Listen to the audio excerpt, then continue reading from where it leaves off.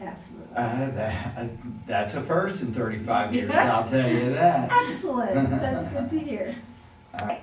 Candace, as the speech pathologist in this building, how much time did this project require from you?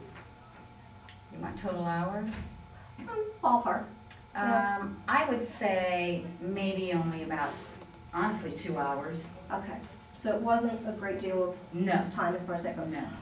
Did you feel that this was a success today, and if so, in what way? Oh, absolutely. I think in several ways. One, for not only our principal, but the other staff, and then also the students.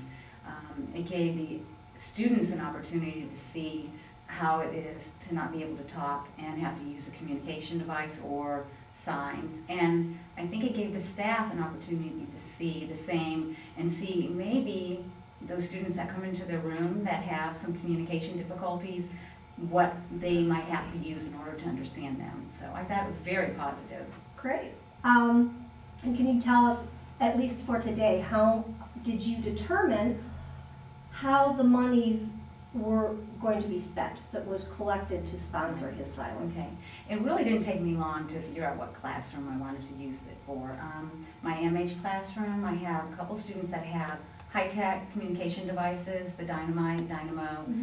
What I wanted was something that I could purchase that would be more low-tech, recorded speech, that if something novel came up, we could communicate right away, have something right away, we could go off into the corner, program it. Or the staff, it would be easy, user-friendly, so they could program it. So I decided on something that's a little bit more low-tech. That's great. And do you think that this did have a positive effect overall on the school, this event? Yes, yes. Okay. And I think the kids, their opportunity to come up to Mr. McClellan and try and talk to him, I thought that was great. Okay, so it's fair to say that you felt that this was a fairly good project to do as a launch to May is Better Speech and Hearing. Yes. And I know that you were sharing before that then you were thinking from this event some different things you might be able to do through May. What were some of those things that you might do? There are a couple things I was running through my head. One is I know I could have spent a little bit more time on this project, but because I wasn't able to, for May, I think what I'd like to do is go into the classrooms, talk to the teachers about having, a student maybe be silent for 5 minutes. Maybe teaching some of the kids a mini sign language class. I think they would really get a kick out of that. And the others maybe even offer some free hearing screenings on the other side of it, just not the speech component, but the hearing component, because they go hand in hand. So I think there's a lot we can do to promote Better Speech and Hearing Month, and I don't know that it's been done in this district before, but I'd like to kind of promote it.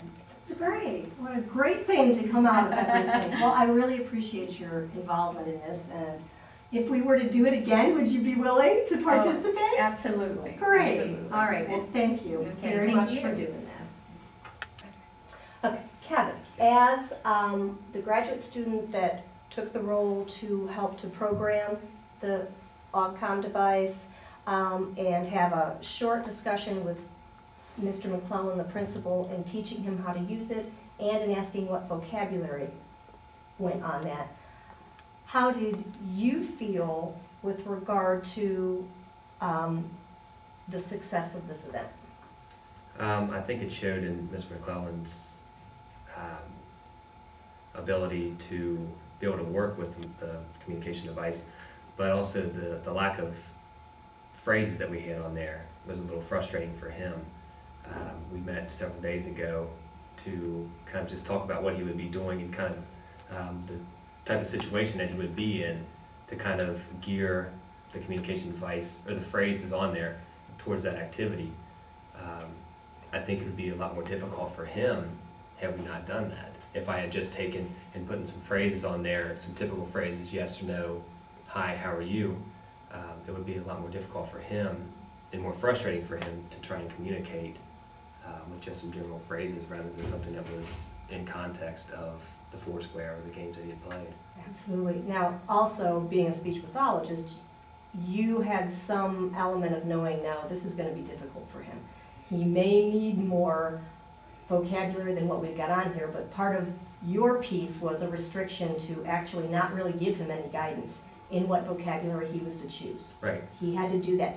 Was that frustrating to you because you knew what was going to be, you knew what the Oh, it's result was definitely going to frustrating be? for me. As when we sat down and talked about it, I was trying to give him some hints or cues of some typical language that he uses during the day, at recess, at lunch, phrases that he typically says, catchphrases that he may use, things that just everybody has and says every day.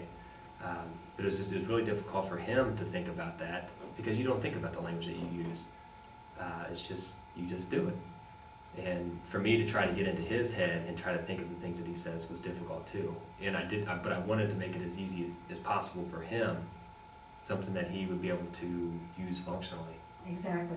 Now, do you think that it would have been better to have counseled him toward other vocabulary that he might be able to use, or do you feel that the fact that he had the experience of realizing the restriction that's involved with the vocabulary? The way that I took the whole project here was to educate him and even the other students that students or individuals who use a communication device are sometimes limited as to what they can say. And I think it was great for him to realize the frustration that that students can have in the classroom, not with those that don't use a communication device, those that just have some language difficulties, that it can be very frustrating for them. Exactly. Well, I thought it was very interesting, that comment that he said was out of 35 years. Right. This is the first time that, I've either not just done this, but really realized the impact. So And I someone think in- it did. And someone in his position, being interactive with the kids, even in the MH class, someone with his interaction to not have that experience or to quite understand the difficulty that some children with language disabilities have, I think it was a great experience for him too. So overall, do you feel like doing a project like this, maybe across several different locations, has some potential of really increasing public I awareness? definitely think it would. Great. Not just in the schools, even in just a place of business, Exactly. because they deal with customers. And that is our intent, so we will see if we can get it there. All right, well, thank you so much for participating. I really, really appreciate it. Thank you.